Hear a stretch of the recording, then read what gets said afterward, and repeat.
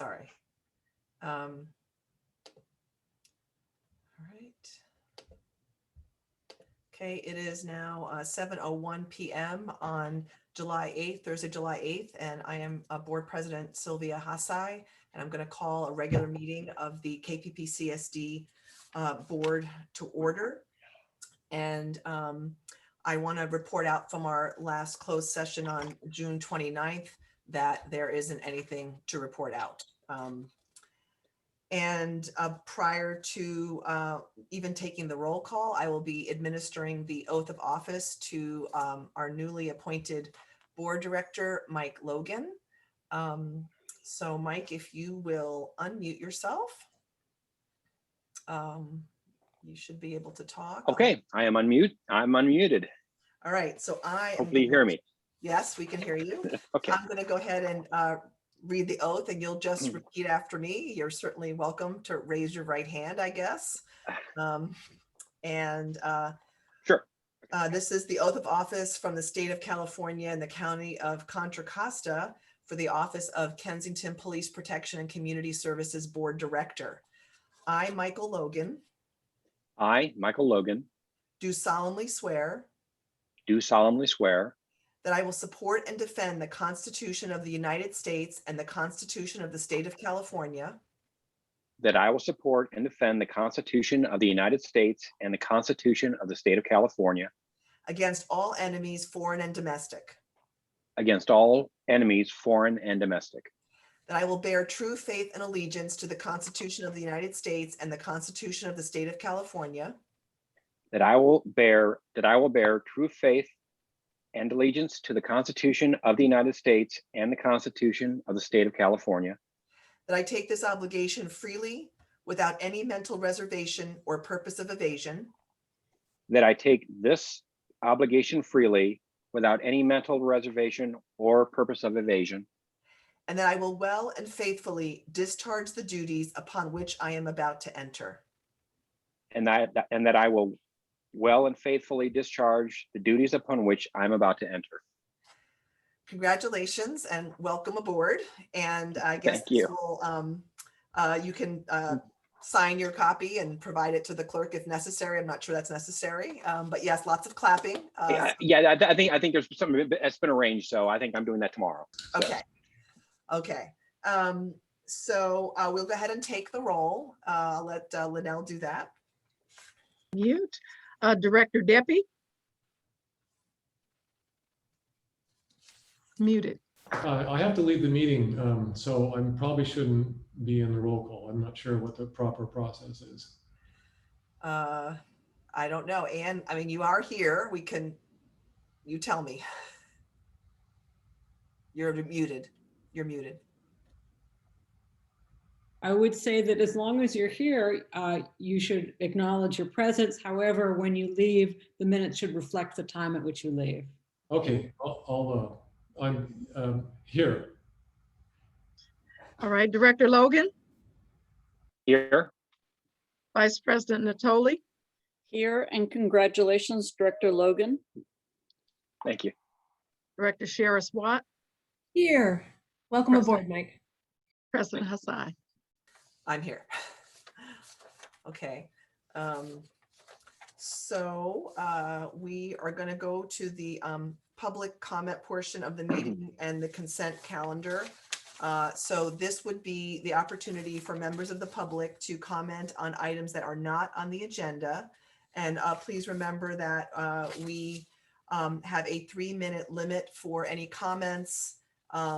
And I will go to the attendees and see if there are any hands up. I do not see any at this time, so we will proceed on to our meeting. So on the consent calendar, we have the regular meeting minutes of June 10th, 2021, and the May 2021 financial reports. I see Director Shara-Watt's hand up. Before we proceed, I just want to indicate, if I may, a correction to, I'm not sure which date of the minutes, but it was the date that Chris Hurst introduced himself as a new member of the community. I think it's important to acknowledge that he introduced himself as the new superintendent of the West Contra Costa Unified School District and a member of the community in a way to speak, but I think his position is important. So if you wouldn't mind adding that, and then I will acknowledge Director Sharis Watt. You got half of my suggestion, and then the other is simply on that same set of minutes, item 4, number 2, it acknowledges Larry Nagel, and since we've identified other members of the KFPD, I thought that we should probably identify Larry Nagel as also a member of the KFPD Board. Yep. and that is all. Okay, so with those corrections, I would like to make a motion that we adopt the items on the consent calendar.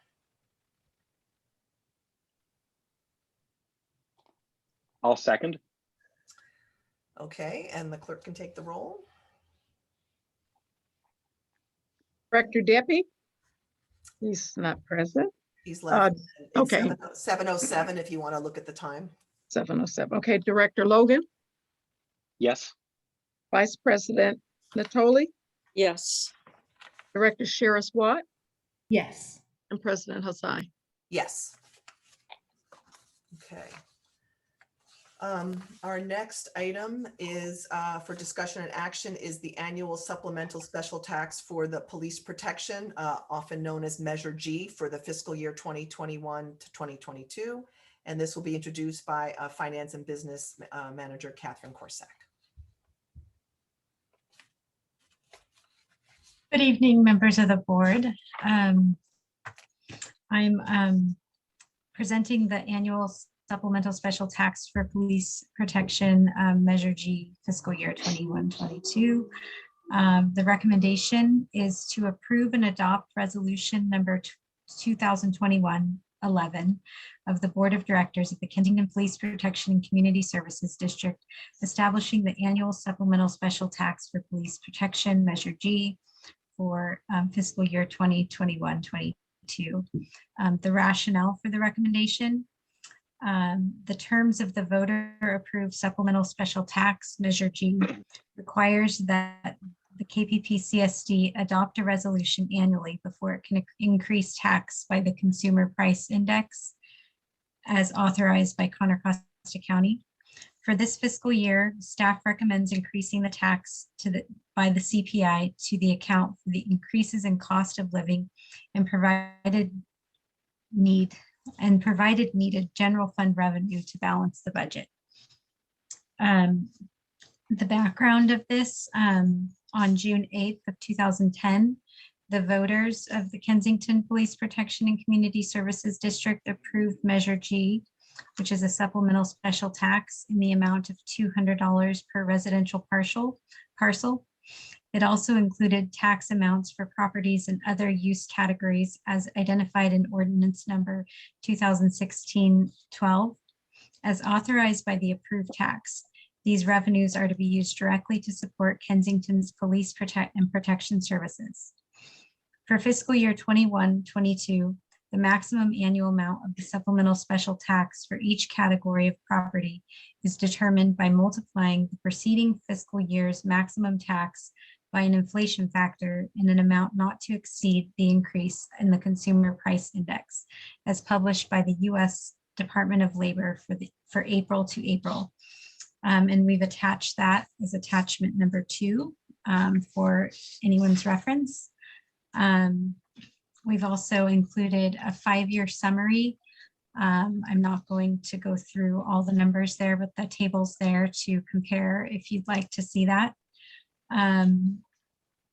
So based on the current CPI, the minimum tax for, the maximum tax for a single family residential is $271.78 per parcel. For multiple unit residential, it's $407.67 per parcel. Commercial and industrial and institutional is also set $407.67 per parcel. For miscellaneous improved property, it's $271 $79.78 per parcel. And for unimproved property, it's $81.53 per parcel. So the fiscal impact for this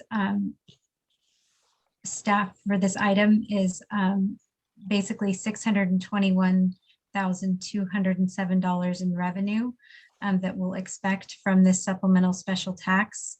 That's an increase of about $26,335 or 4.4% from last year's fiscal budget. So in approving this resolution will increase the overall general fund by $26,335 for this fiscal year as compared to last fiscal year.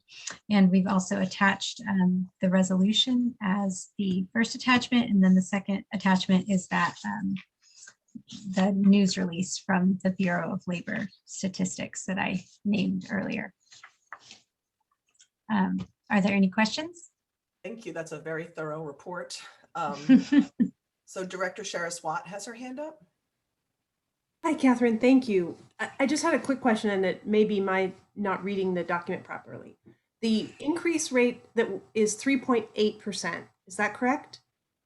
So what happened last year?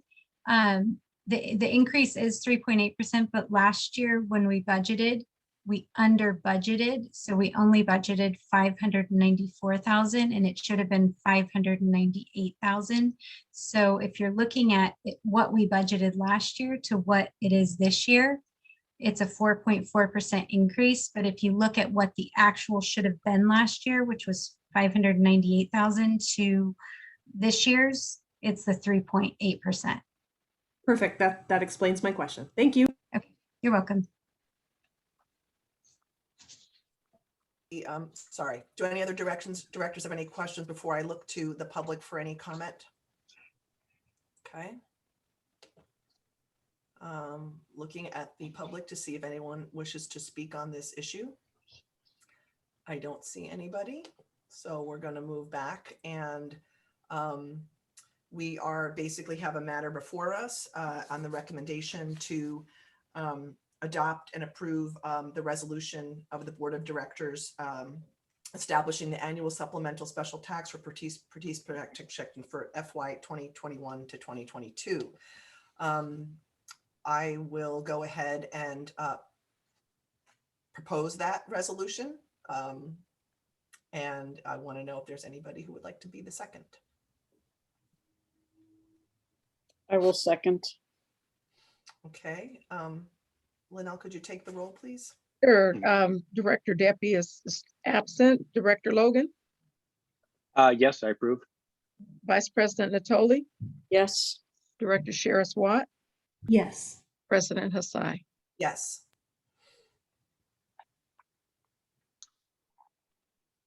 Motion passes 4 and with 1 absence for, I guess, 4, 0.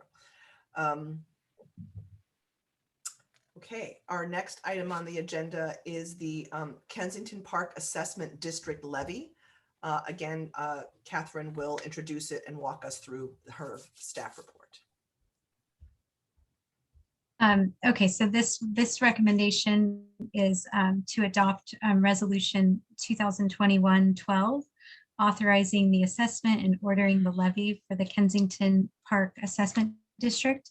And that we're going to refer to that as the district throughout the rest of this report for fiscal year 2021-22 pursuant to the Landscape and Lighting Act of 1972. The rationale for the recommendation, the district is a landscape and lighting district, and as such, it must follow the Landscape and Lighting Act of 1972, which requires a governing board to review and approve the annual engineer's report, including the proposed assessments to be levied upon each assessable lot or parcel within the district. The background is the district was formed on December 6, 1994, pursuant to the Landscape and Lighting Act of 1972. At the time, the initial assessment was $10.08 per single family dwelling, with 2,099 parcels being assessed. An annual increase based on the consumer price index was included, In 1994-95, the estimated park expenditures totaled 22,500. In 2019-2020, the assessment was $17.84 with 2,189 parcels being assessed. And in the current year, the assessment is the current 2020-21 tax year, the assessment is $18.37 with 2,089 parcels also being assessed. This proposed assessment for the year fiscal year 2021-22 is $18.65, a 28 cents increase from the previous year. So the discussion and analysis is over the past several years, the district has functioned with an operating deficit that has been backfilled by the district's general fund. For the past 3 years, the district has used an average of $60,000 of general fund money, 63,419, 60,247, and 50,231 through April 2021 in fiscal years 18-19, 19-20, and 2021 respectively. As expenses have steadily increased, the assessment revenue has not kept pace with the expenditures and maintenance needs of the parks and its facilities. It's worth noting that without the support of the district's general fund, there would be insufficient funding for the Kensington Park and Community Center to remain open. In fiscal year 2021-22, staff will bring forward recommendations to the Board of Directors to conduct a study and analysis of the district's revenue, expenditures, and long-term maintenance needs in order to recommend a sustainable financial model that does not rely on the district's general fund to backfill future deficits. The fiscal impact, the current preliminary engineers report estimates $121,564 in district expenses. And this is just to note, this amount was estimated before our final budget was done. So this is actually pretty lower than what it will be since we have a lot of one-time expenses in the park district this year. But that's what it was when they did their engineers report a few months ago. And a total of $42,184 of income and revenue for fiscal year 21-22. We recommend allocating $79,000 of general fund money to the district to fill the shortfall in the budget. Should the board approve this recommendation, 65% of the financial support for the district would be derived from the general fund and 35% would originate from the current levy assessment. And you can also refer to the attachment. Attachment 1 is the resolution. And that is it. Thank you again. Prior to seeking any public comment, do any board members wish to ask any questions or make any comments? Yes, Mike.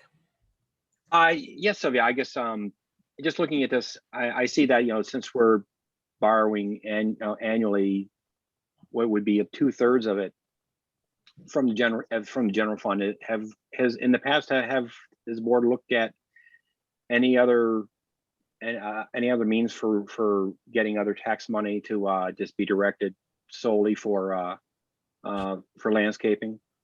Do you mean? It looked like it's it looked like that, or are we just factoring the two items together all as far as we get a certain amount from the landscape from this tax, and then we'll always take care of covering it else from general funds? Well, as far as I know, there's been no other effort to create any other special tax for the park. So this is the only special tax or the only direct source of revenue other than what's earned perhaps from the community center that supports the park. And that's the extent of my knowledge around this issue, that right now, okay, those are the two sources. And this is where I think the staff is saying that they're going to be looking at possibly other ways of constructing this. Okay, thanks. Director Natoli. We actually had a presentation a couple of months ago, Mike, on this very issue, and the district was going to look into what the appropriate amount should be, which would of course be subject to district approval.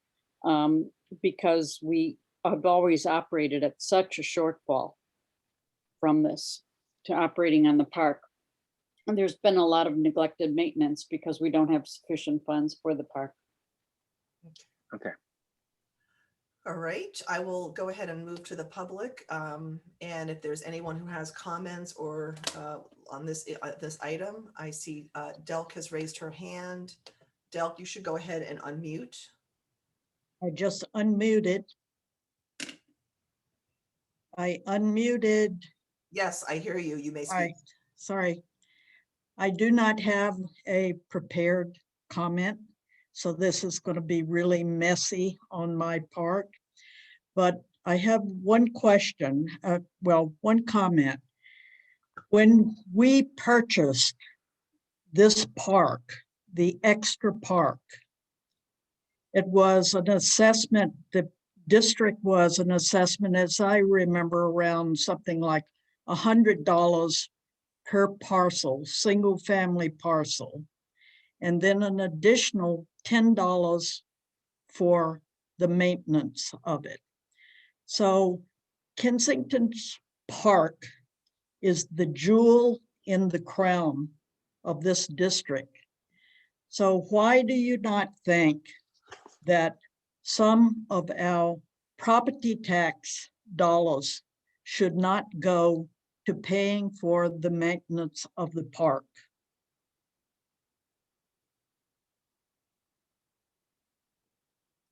Was I muted? No, You no, did, no, we heard you. all right. I mean, So anyway, it doesn't seem to me it's reasonable to expect that all of the park maintenance has to be done out of this original assessment, which was to buy the property. Those extra, what was it, 8 acres or so?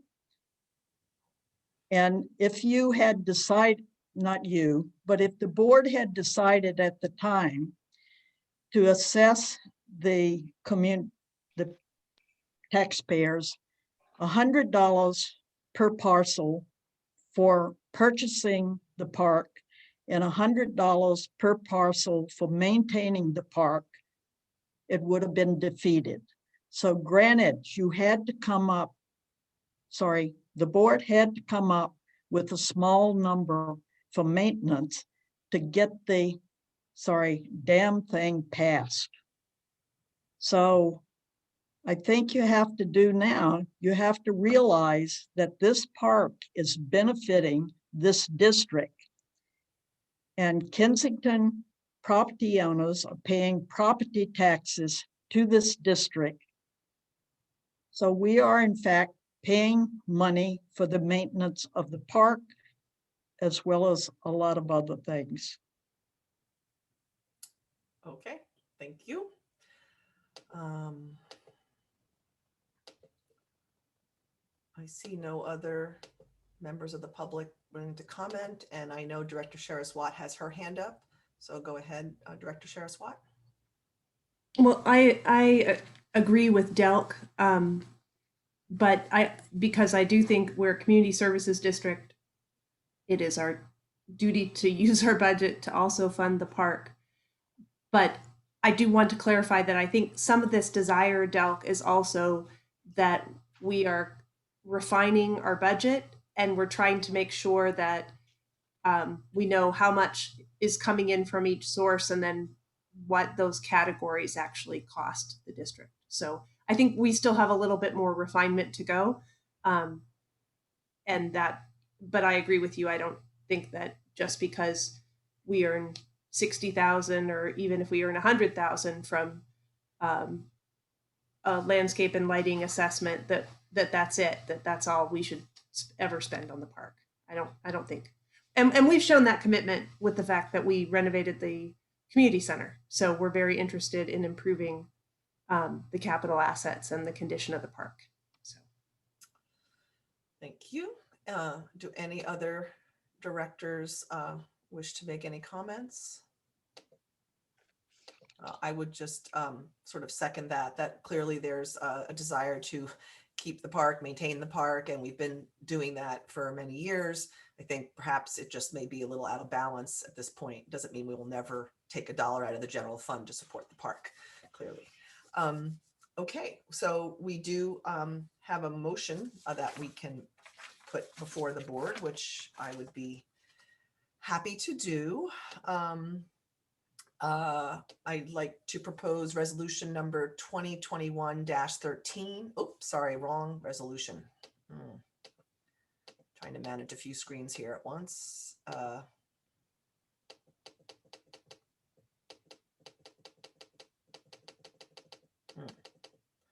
I wonder if somebody else would be willing to make this motion because I'm having trouble finding it on my screen. I will. I'm happy. I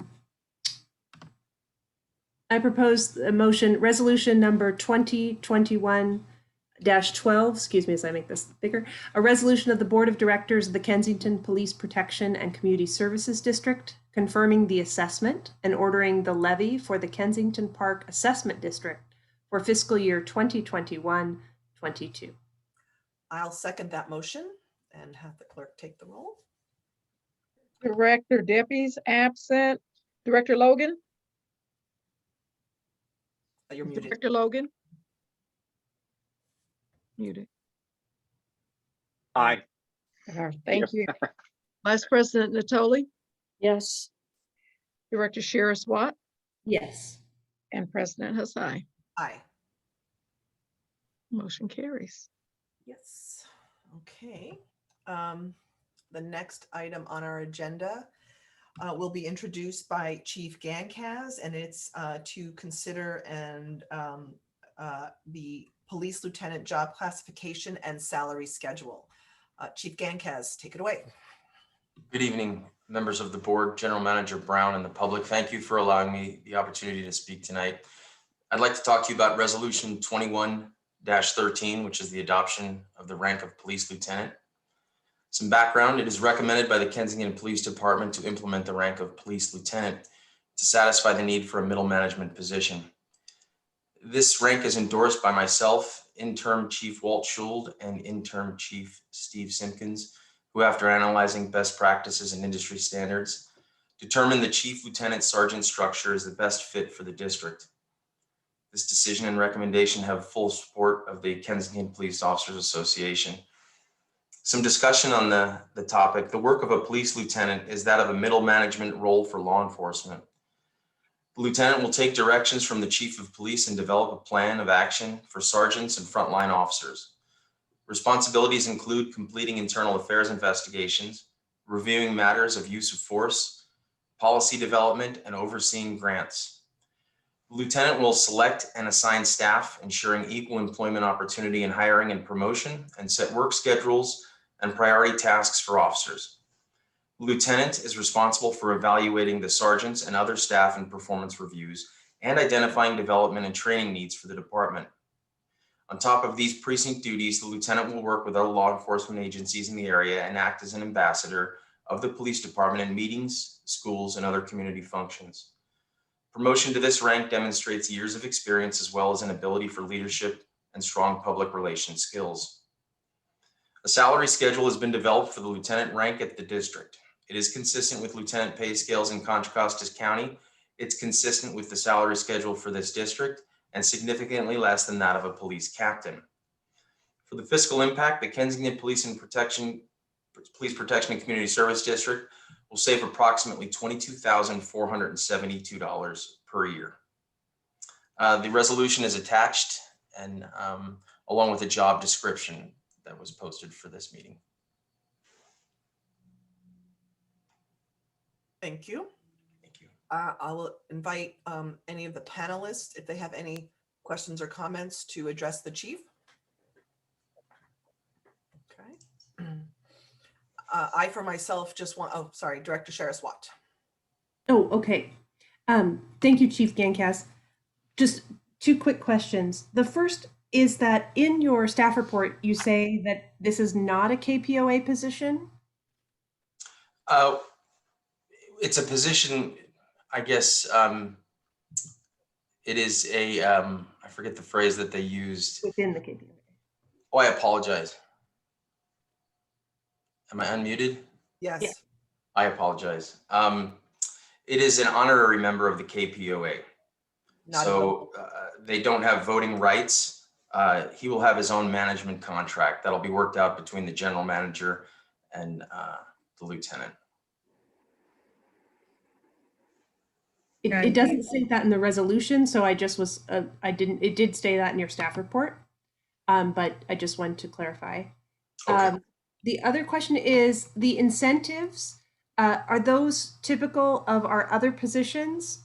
Yes, Okay. absolutely. Those are Our MOU, okay. educational degree incentives. Yeah, with the post, I assumed, yes. Okay. Yeah.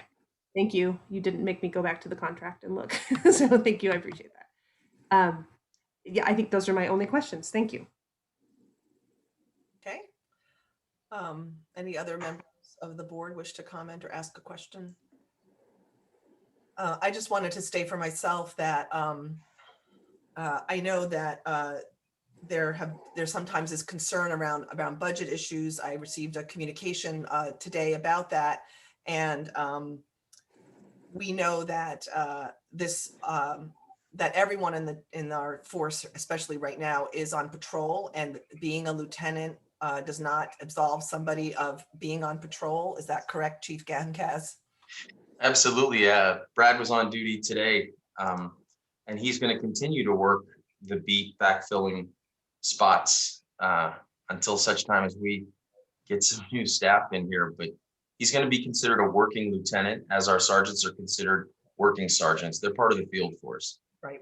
I want to just emphasize that. And also, you know, there have been some concerns related to funding. And I think that perhaps there's a fundamental misunderstanding about what is considered available funds and what are not. So for example, the concern that was raised around, this is not really related completely to this item, but it is in a broad way, because this citizen's concern was around, you know, finances as a whole, including this position. And, you know, our available fund balances, for example, because we have a $250,000 loan, doesn't mean that $250,000 is unavailable to be touched. As we know it from our budget, we budget an annual interest and loan payments, but the full amount of the loan is not necessarily, you know, taken out of our ability to draw on cash, available cash. So I just wanted to try to, for myself, just to say that out loud, because I have no concerns over the funding and the finances for this. The budget was very well laid out. The rationale for the position based on best practices and a lot of thought given to this is also well thought out. And I know that in the past, without good leadership, our department has suffered, and we've paid for it in many other ways, including legal costs. So that's just something I wanted to put out there. I'm going to go now to the public and see if there are any comments from the public on this. And I do not see anyone's hands raised at this time. So I would like to make this motion. I'd be happy to make the motion. And it is resolution number 2021-13, propose a resolution of the Board of Directors of the Kensington Police Protection and Community Service District, approve the police lieutenant job classification and salary scheduled as presented. I'll second that. Okay. The clerk can take the roll. All right, Director Deppie is absent. Director Logan, Yes. Vice President Natoli, Yes. Director Shiris Watts, Yes. and President Hasai. Yes, Motion carries. thank you. And I believe it is the last item under our discussion and action session is a resolution adopting a support services manager, clerk of the board job classification and salary schedule, and general manager Maury Brown will present this issue before us. Good evening, board directors and members of the public. So the item before you was first presented to, in broad strokes, was presented to the board at the June 10th first public budget workshop, and then presented at the community workshop, and then again briefly revisited at the June 29th special meeting where the board approved the budget, including the new organizational structure. At the time, in the last 3 meetings, the position, we were calling it office manager / clerk of the board. But of course, the devil's in the details. And as we drilled down into working on the job description and really vetting that out, and some of my past experience, it really became apparent that if we don't title the position with a title that actually resonates with people who have that background and experience, there's a very strong likelihood we won't end up getting the candidates that we want. And I've had this experience before. So as we were working on the job description in detail, the chief and I, and looking at what the former police specialist position included, which in particular is evidence, records, scheduling, training for officers, and reporting. Of course, there's lots of other details there, but in broad strokes, most of the functions of that former position fell into those 4 categories, if you will. And that position is frequently, not always, but frequently is a position called support services manager in a police department. In fact, Marysville has that very same position, although different duties. And so it seems, since the position really, probably 40% or so of the job, maybe 50% even of the job would be those job functions, it seemed important to consider changing the title so we really can capture the interest of the best qualified candidates.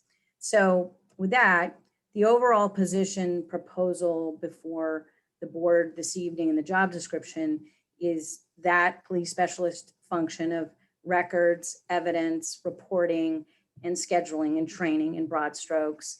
It's part-time reception, answering phones, similar to what our administrative assistant position currently is.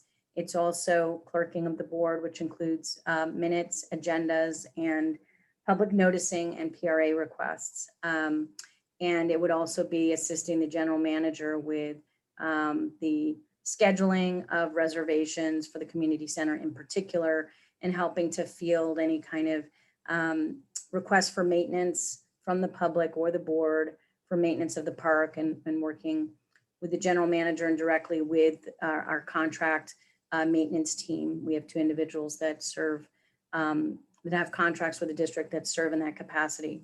And so helping to support and work with them and give them direction as needed. So that's the job description in broad strokes. It's obviously putting a variety of administrative tasks together into one full-time position, making for a very exciting and diverse job.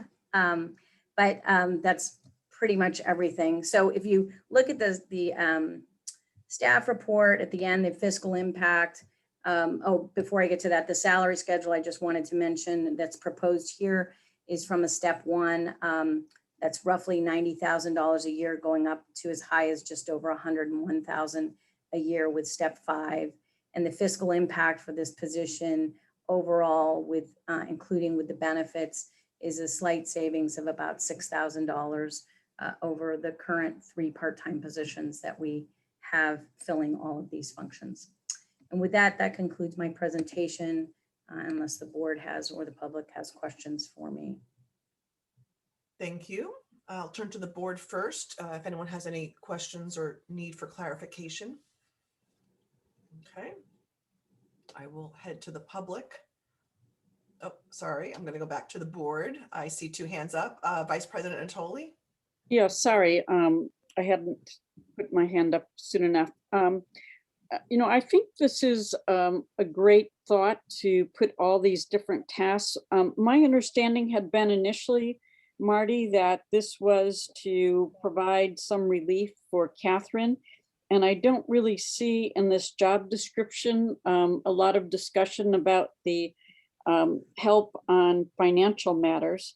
But also because this job has so much put in, I'm wondering if it's even doable. Just looking at, for example, the need for two different post certifications plus a municipal clerkship just seems like it would be a very difficult person to try to find to meet all these requirements. And I'm just wondering if it might make sense to split this position up into two different positions. And again, with the understanding that one of the main incentives was to try to provide some help for Catherine on the finance. On a somewhat not related issue, I don't see here the need to have a driver's license. And my understanding, and Catherine, correct me if I'm wrong, is that we still have to drive to the county, which seems totally ridiculous, various financial documents to the county on occasion. I do hope that we might be able to reach out to Supervisor Joya's office to see if we can't get into the 20th century, let alone the 21st century, and having perhaps some type of FedEx service to the county rather than have to physically drive things to the county. And the other thing that I think we might need to really consider, which is really embodying what we have right now, which is a part-time receptionist, that people need to understand that we're not going to have a 8 to 5, 5-day-a-week receptionist. It's going to be more limited hours. Anyway, that's what I have to say. Thank you.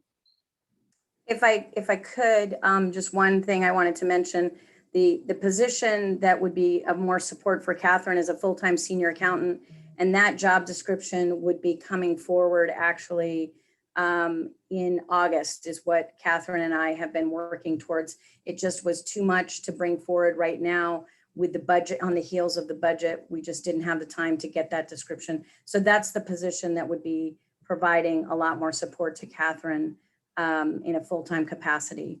The rest of the position, I mean, currently, you know, what we have is, you know, we had a person that did 20 hours a week, police specialist position. We have a position that's budgeted for 20 hours a week for clerk of the board. And we have a person who, we had a position, administrative assistant position, that was really just answering light phones and reception, which really, from my observation of being in the public safety building, was very little of the 4 hours a day were spent actually on the phone or receiving people. So it seemed plausible that one person full-time could do all of these functions. And I think the other thing I would mention in terms of certifications, we recognize it's highly unlikely that we would find a person with all of those certifications.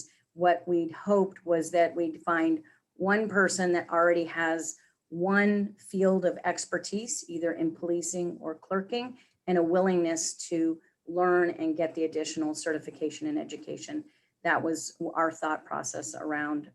So putting it into the job description to notify people that, you know, these are all the things that eventually will be the expectation over the next 2 to 3 years in this position if you don't already have these certifications.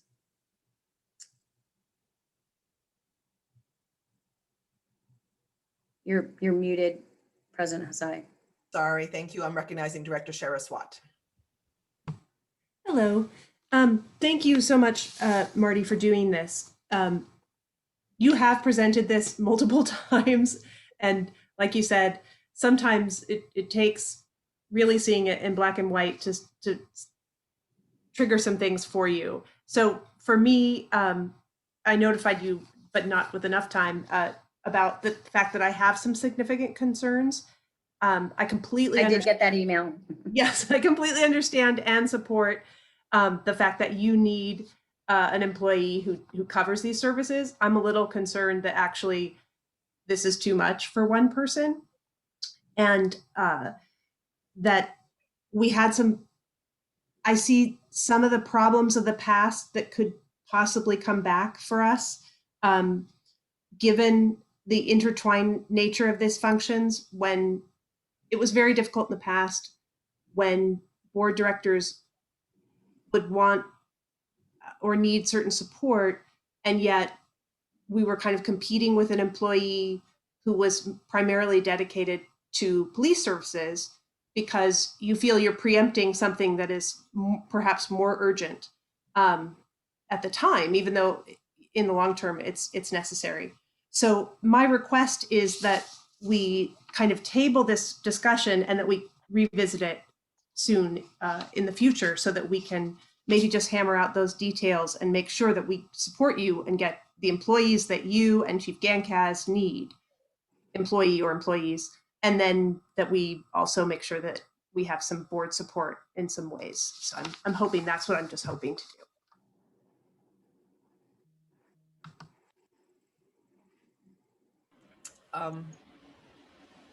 Catherine, you had your hand up. Did you want to offer some clarification? Yeah, I was just going to answer a few of Eileen's questions. I think she had asked, or she had asked about the ability to FedEx documents rather than drive them over to the county. And I have spoken to the county about that. They'll allow it on a time-to-time basis, just, you know, here and there, but they don't want it to be a regular practice. And if I was to do it, I would, you know, need to notify them well in advance and then notify multiple people at the county, because see, when you go to the county, you go to one place, the auditor's office, to have all the checks signed.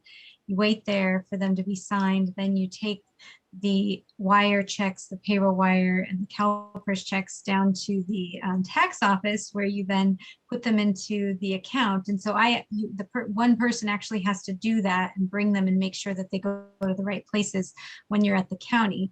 So you'd have to actually assign someone at the county to do that. And they'd be willing to help us here and there, but they don't want that to be their responsibility. And unfortunately, that's the way it is. And they don't really have, there's no workaround for us to be able to have, you know, the ability to sign checks at our office, which is unfortunate.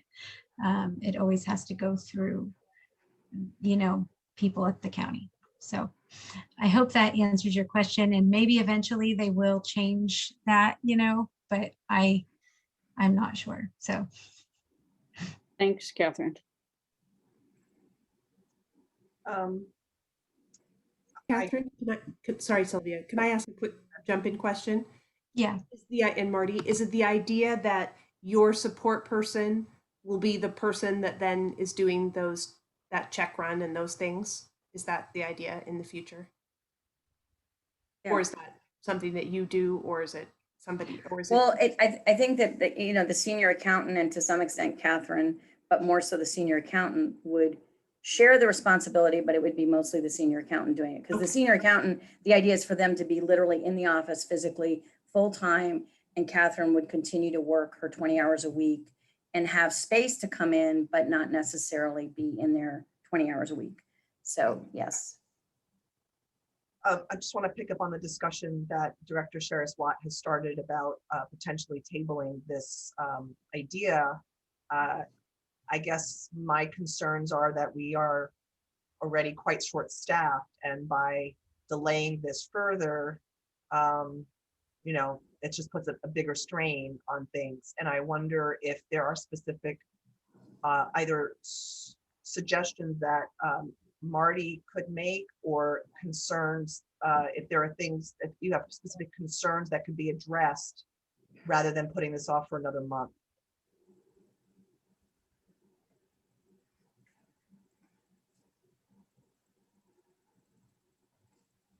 I mean, I don't know if Marty, you want to address something, or Director Sharis-Watt? Well, one thought is we could, you know, look at it as a pilot, because I can tell you right now, Chief Gankaz and I have already had discussions about really how big the position that the former police specialist, that the police specialist position that we still have on the book, how big that is, and that it's really probably more than 20 hours a week. And so, like, one of the things I thought, I mean, this conversation happened very much towards the tail end of the fiscal year. And so one thought was, well, we could pilot this and try this. And at the end of this next fiscal year, if it really seems like that competition, if you will, Director Sharis-Watt, that you're talking about, between competing demands of police sort of constantly preempting everything else, then the position could be revisited, and maybe, bifurcated and separated out into two positions. I didn't really feel comfortable bringing that forward because really Chief Gankaz and I only had that conversation about, wow, it looks like this really should be a bigger position, the week before June 29th. And I'm not going to spring that on the board, like, oh, we're going to propose a whole new org chart or something. So I thought maybe we could pilot this. And then if we really see that police work is really way bigger and more needs to be done there, that then there might be an opportunity next year to turn that into a full-time position and change this position. So it could be seen as a pilot.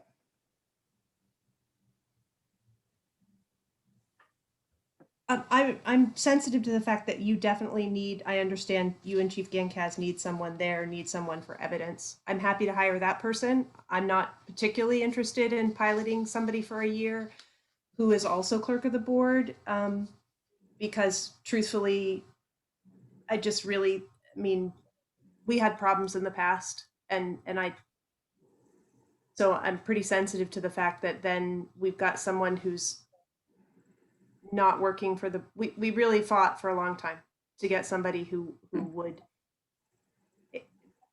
be interacting primarily with the board. And we also, I think there needs some park administration. This is just, it's kind of a huge job. So, and I understand your piloting idea, but I don't know how we then cut somebody's job. We say, okay, we're paying you $100,000 a year, and now we're going to take away 20% of your duties. What do? We're going to cut your salary 20%. I'm a little. Well, the salary step of 90,000 starting is pretty comparable for a full-time support services manager in a police department. I think Chief Gankaz and I already looked numbers, and that's a full-time person in a police department doing evidence reporting, all of that full-time. It's a comparable salary in the Bay Area for that position. So okay, they're not managing anybody else though. It's just themselves, right? They're just there's no employee underneath. It depends. It's different from city to city. I can tell you in Marysville, the support service manager is over dispatch and records and evidence. And so that person does manage quite a few people, but that's not the case in every city. Chief Gankaz could maybe speak to, I don't know, Chief, if you want to mention what the structure's like in San Pablo or. Yeah, we have multiple roles from the organization that I came from. We have a support services manager that oversees a staff of 10 people. However, she doesn't, that particular manager doesn't oversee evidence and training. There are individual people that do those roles, but that organization is large and a lot to do.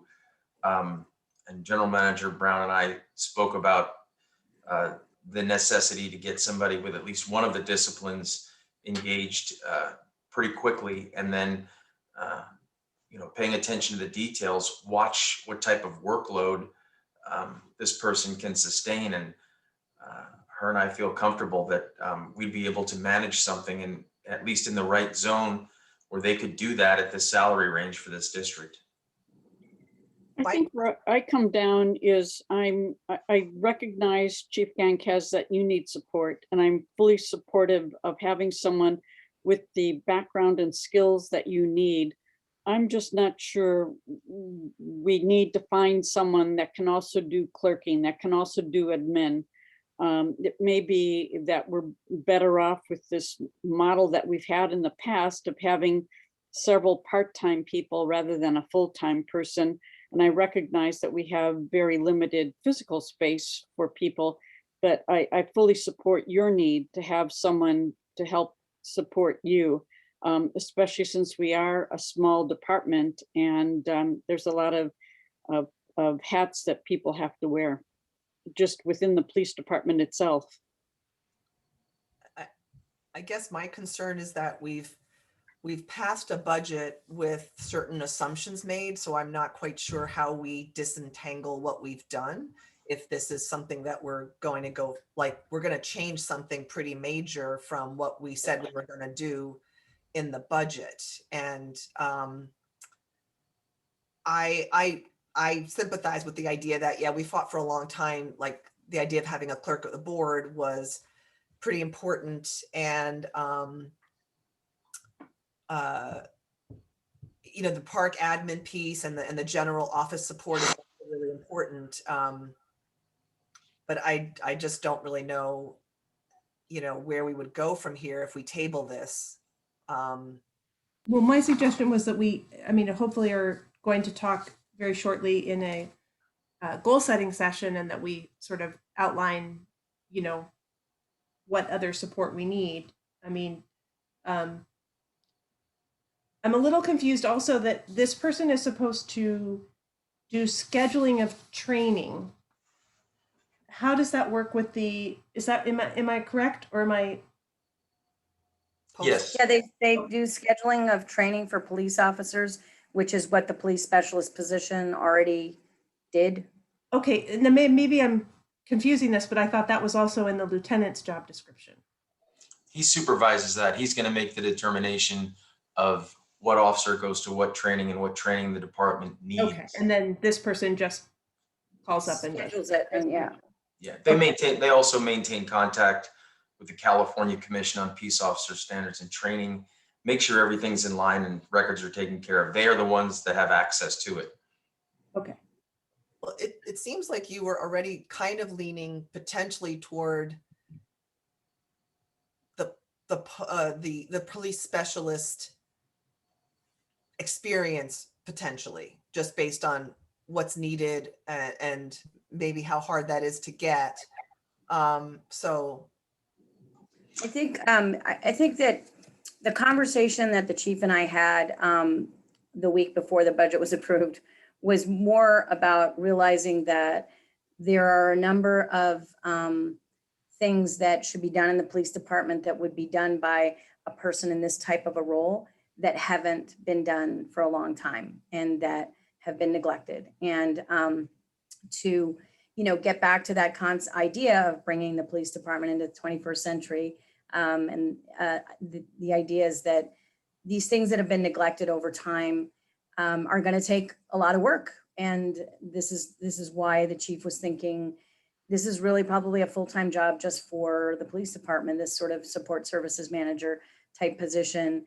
But again, that realization was really happening, you know, just days before, you know, bringing the budget to you and after several presentations, which is why we could pilot this and see how much this person is able to do with 40 to 50% time dedicated to PD and the rest dedicated to the other functions. And, you know, if it didn't work out, you know, then possibly in the next fiscal year, transition the position. So that was the thinking. But I think there is, you know, the more the chief and I talked about it, there is quite a bit of administrative type support work that has not been done for a long time and really needs to be done. And the police department needs that support for sure at some point. You know, can some of it wait? Probably. But would it be better to have, so if you're looking for a way to pivot this situation in the budget, I mean, that would be one way to, you know, either get a full-time person doing that or hire, you know, if at some point looking at another part-time person and maybe growing that into full-time, or doing that more up to 30 hours a week instead of 20 hours, which is what that current position is. Or, you know, tabling everything and doing what Director Sheriff-Watt is proposing, which is really vetting all of the functions that are in that current proposed job description at the strategic goal setting, and then making some decisions after that. We are bringing in a temporary employee, just so you all know that, for some support for some of these things. So that is moving forward. I assume that temporary employee is not a police specialist, because that's a tough, but how are you going to facilitate those functions in the meantime? Well, right now, Well, I mean, that the person is having, you know, we're conducting a full comprehensive background and live scan check and to the extent that some of it is more administrative in nature and maybe not as confidential, you know, she could possibly take those responsibilities on, and supporting with correspondence and communications, supporting the police department and the chief in those aspects. So it won't be everything. It can't be when it's a temporary position, but it'll certainly be more than we have right now. And so, and somebody to answer phones and do reception, which the police department is doing right now. And so, yeah, so, I mean, it's not perfect. I'm just saying, if we have to work with it, we can find a way to work with it until the strategic planning process happens. And if that's the route that the board would like to take, and then some decisions are made.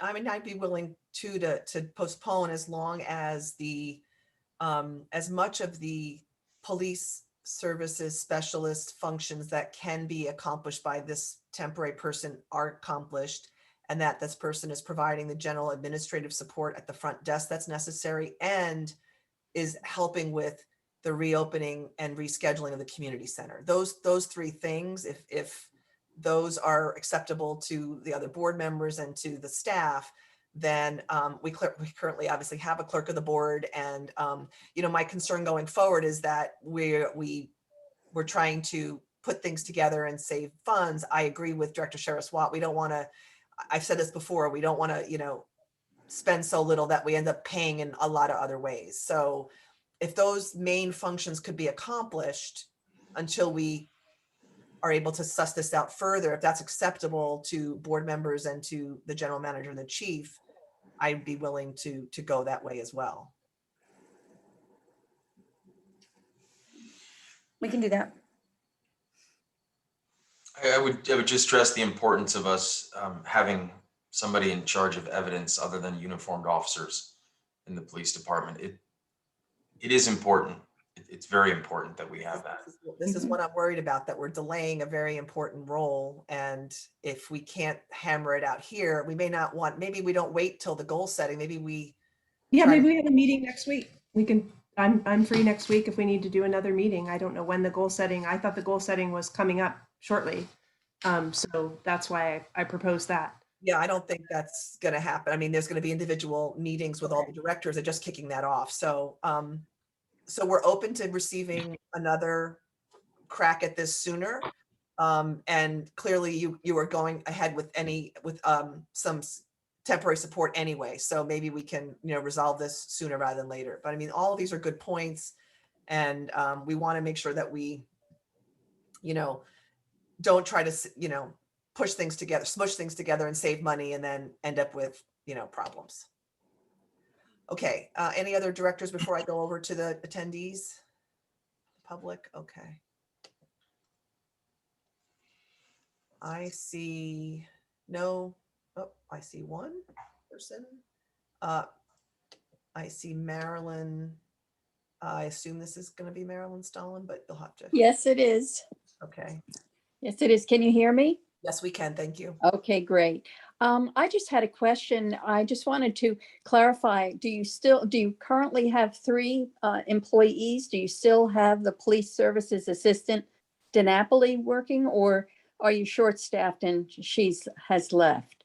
And my other question was, for this full-time potential position, what are the benefits? You mentioned that there would be benefits. Are they the benefits that the police get, or are they benefits that, you know, an administrative person gets, which would be very different? And, you know, what's the cost impact of that? So the police specialist is out of the office right now, and the administrative assistant has left the organization. And the proposed benefits for the position are health insurance, dental, and vision. And It they is are a not- non-CalPERS position. Thank you. Sounds like you're very much understaffed and you really need to have some support immediately. It's my 2 cents. Thank you. Okay.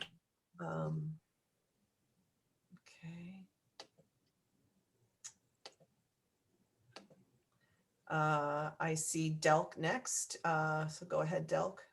Hi, again, unprepared, and I will muddle through this, but I have a question. So Currently there, well, in 2019 BC, before COVID, there was a receptionist in the public safety building. Does anybody have any notion about how many visits were related to police? How many visits were related to police department, the fire department, and how many were related to one of the two districts? I have no idea. Sorry, Doug.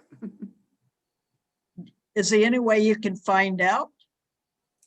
No, we would have to start tracking that now. Yeah. I don't think there's any way we could find that So- out. So it may be a moot question if the public safety building is not going to be for the two districts, et cetera. And the two administrative offices might be somewhere else. But I think it would be interesting to have some concept of, what people are doing. Well, so Delk, I can tell you this, the administrative assistant position that has been at the district for the last 18 months doesn't share any responsibilities with the fire district. That is a police, that is the KPPCSD district employee that only takes phone calls for the district, our district, and that only receives people really for our district. So there is no, so I wouldn't know how to track the fire districts, what they're doing or not doing, because I don't, I would have to go to the general manager and ask him if he's tracking it. So I'm not sure, how that would be helpful. What I can, the chief probably better than I can, because he's there 4 days a week, all day long, could tell you roughly how many phone calls we get that during the 4 hours that the admin assistant position is there, maybe 20 phone calls. Does that sound about right in 4 hours? It does, and we never kept track of who comes to the door for the fire versus the police. So It's not, I can tell you when I'm there, the physical people that actually come to the door is not very much. It's maybe, the mailman and a FedEx delivery and 1 or 2 members. I think I've seen in 1 4-hour shift, maybe like 4 people at the door. They're like, the postal person or a FedEx person, maybe 1 member of the public, that kind of thing. It's very little. We can't hear you, President Hassai. You're muted. Sorry, I'm going to move on to the next member of the public. So thank you for that question.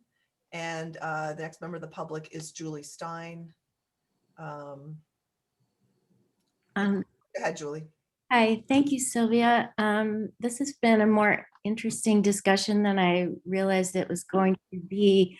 And I think a lot of good comments have been made by the board and just now by Delk, actually. But I think the one thing that kind of jumps out at me, and I'm speaking just for myself as an individual, is the clerk of the board, in my experience, is a governance position, somewhat in the same way that general counsel is a governance position.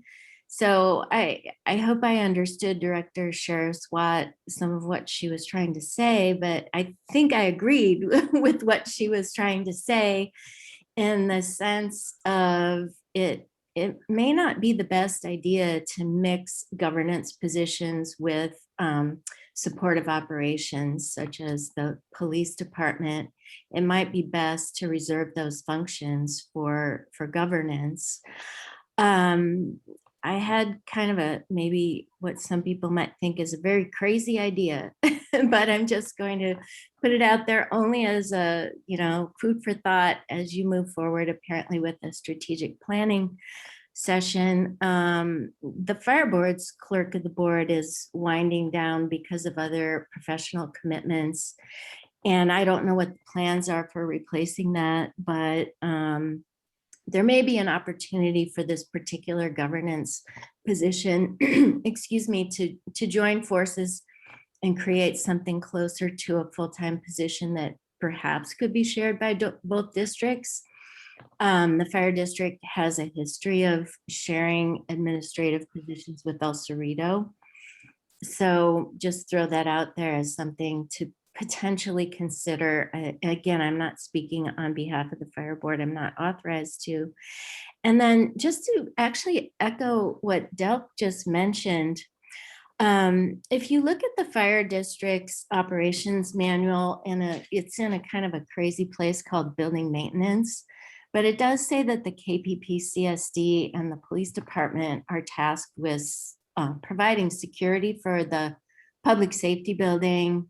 And in particular, I think whoever staffs the front entrance and lets people in and out, in a certain sense, the fire district is depending on that position, even though I hear what you're saying, that you probably haven't done a desk audit to see how much time that position actually spent supporting the fire district. But it is in our operations manual that is considered to be a function that supports the public safety building for both districts and for the public. And it is something that a lot of people don't really know a lot about. So that's all I had. Thank you, Sylvia.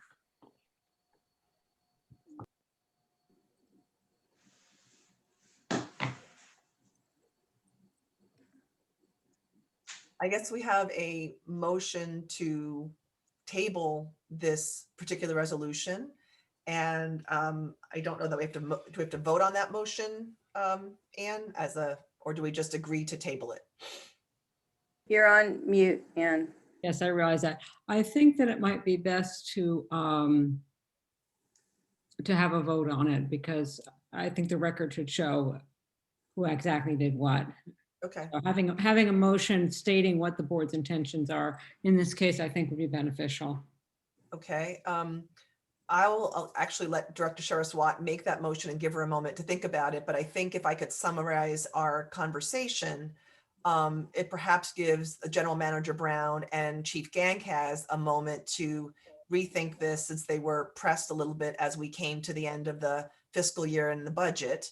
I think the biggest concern is that the police service specialist role and the clerk, the two of those together are probably the two that don't fit the best, and that the police specialist coupled with the other administrative functions may still work, but that the biggest concern is about the clerk role and the police specialist kind of being rolled into one.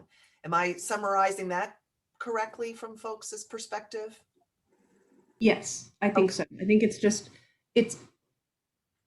I, as a board member, absolutely want Chief Gankaz and our general manager to have the support staff and the people, the folks they need, but I also want the board to be supported.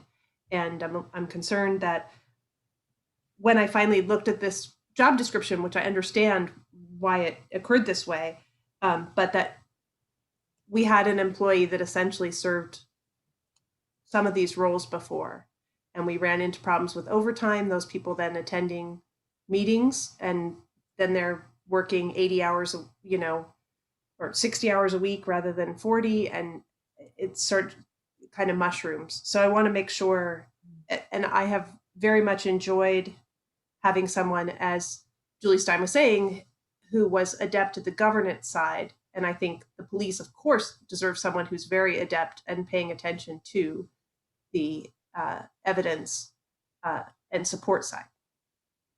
All right. Do you want to then sort of make the motion that you think best serves? We're tabling with the current resolution, and I would like to table the current resolution, and then but I understand the need for haste, and however that is best addressed by the board and staff, I'm willing to come back and sooner rather than later. If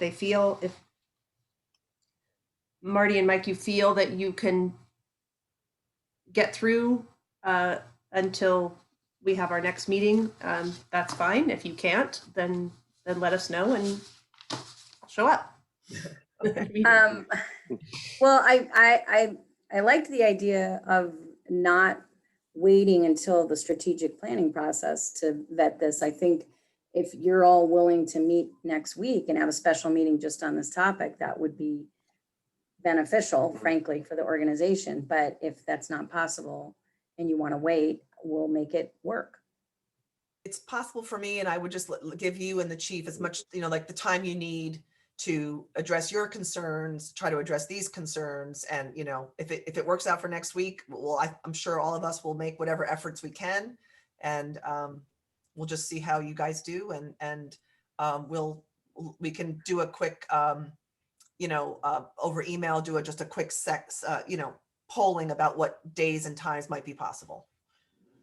If we're able to get it done that quickly.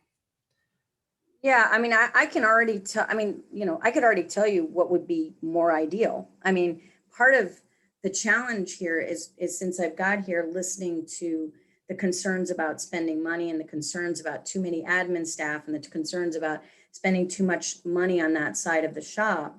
And so, I'm trying to create a structure that is sensitive to that, but still gets all these different functions and needs met in the organization, right? So that's how we got here, right? But if you really want to know what would be ideal, would be a full-time dedicated person that does evidence reporting, all the kinds of administrative support needs that the chief needs to do. And then, an office manager / clerk of the board person that does all the park administration, the clerking and the answering the phones. And I think a full-time person could do that. I mean, it is what I consolidated into this one position. I am not going to deny it's a lot. And that person is a manager. They're not hourly, they're salaried, because there's going to be an expectation that they operate like a manager in my mind, the way that I do, the way that Catherine does, the way that Linnell does, the way that the chief does, which is I have a job to do. I just do my job. But it is a big job. You're right. And I'm operating, I'm trying to find this balance of money and how much we spend. And that's how we got here. But my recommendation next week would be 2 full-time jobs, one completely dedicated to police and one completely dedicated to park administration, clerking, reception and general admin to support, all of us, myself included. I mean, that would be my recommendation. It's not hard for me to come up with it, but I just don't know that that's something that you want to fund. I see Vice President Natoli has her hand up. And I think, before we go to her, obviously it's a big budget issue, but Vice President Natoli, go ahead. Yeah, Marty, I want to commend you and Chief Gankes as well in trying to fit your needs into our budget, and it's really difficult. And I think your task is going to need to be need to be explaining this to the public, that we've operated on the cheap for so long. And I think people don't appreciate how much we've gotten by without any real issues. But the fact is, we've gotten by with inadequate staffing. And it's just something that's going to need to be explained. But I think we need to support the police. We need to have Mike have the resources that he needs to have our department be independent and functional. And at the same time, I appreciate we really need to operate within a very tight budget. But I think that's going to be the challenge, of explaining this to the public, why we need, we heard earlier today, a little bit of resistance to increasing the lighting district tax. Why don't we just use our general budget? Well, this is why we can't use our general budget, because we don't have enough of a general budget to spread around. I was going to reiterate that point, that gets to the need to, have that general, we need to support other things too. So, all right, Catherine's hand is up if you'd like to provide some insight here from the staff. So just from my observance over the last few years, I think that it would be great to, and this is just a suggestion, I haven't talked to Marty about this at all, but this, if you start with one person now, one full-time person, you guys have never had one full-time person in the office. So if you start with that person now, however you decide, whatever job duties you decide to give that one full-time person, and then kind of see where other things lie. You know, you have Linnell still here. She's still clerking. She's still willing to do everything, you know, that she's been doing. So, you know, if you have the one full-time person, you know, and then we could look at the other positions and assess the positions that we propose, like the full-time accountant, you know, maybe look at that role, maybe look at what, you know, kind of figure those things out. But starting with one full-time position is going to be more than what we've ever had in the past as far as like consistent coverage, since everyone's always been part-time, you know, in the office here and there. So that's just a suggestion so that you get somewhere, and we get somewhere sooner than later, because I know it's, you know, difficult right now not having staff in the office. So that's my 2 cents. I think that there seems to be consensus, and we will take a vote as General Counsel Danforth suggests. And I think the issue would become that either the suggestion that was just made by Catherine, the suggestion that was made by Marty, any of these suggestions are going to change what we've already agreed to in the budget, and so that's going to require probably some kind of an amendment potentially. So I guess the resolution before us then, or the vote before us, is to table the current resolution that defines a service specialist and kind of office manager position. And we will be looking forward to a new proposal that the general manager will put forward after discussion with the chief, potentially as early as next week, or you know, as soon as it's practicable. And that's what we are voting on. So I let the clerk take the roll on that proposition. Is there a second? Oh, I need a second. I'll second. Director Sheriff Watt seconded actually already. Okay. Director Deppie is absent. Director Logan? I vote yes on tabling. All right, and Vice President Natoli? I vote to table. Director Sheriff Watt? Yes, I vote to table. President Hassai? I vote to table. All Yes. right, motion carries. Okay, so that brings to the end our discussion and action section of our agenda. And just throw it open broadly for director comments and general manager comments after that. So any directors have any announcements or comments or statements they'd like to make? I see none. Director Logan, no? Okay. No, but it's wonderful to be here. How about that? Great, thank you. Okay. We'll take The right answer. we'll take it. And General Manager Brown, anything you'd like to add? I don't have any comments, no, thank you. Okay, so we'll be adjourning, and our next regular meeting is going to be scheduled and held on August 12th. And if there is a special meeting that needs to be called, it will be duly noticed. Have a good evening, everyone, and thanks to the members of the public and the board for a great discussion as always. Bye-bye. Bye. Bye. Bye.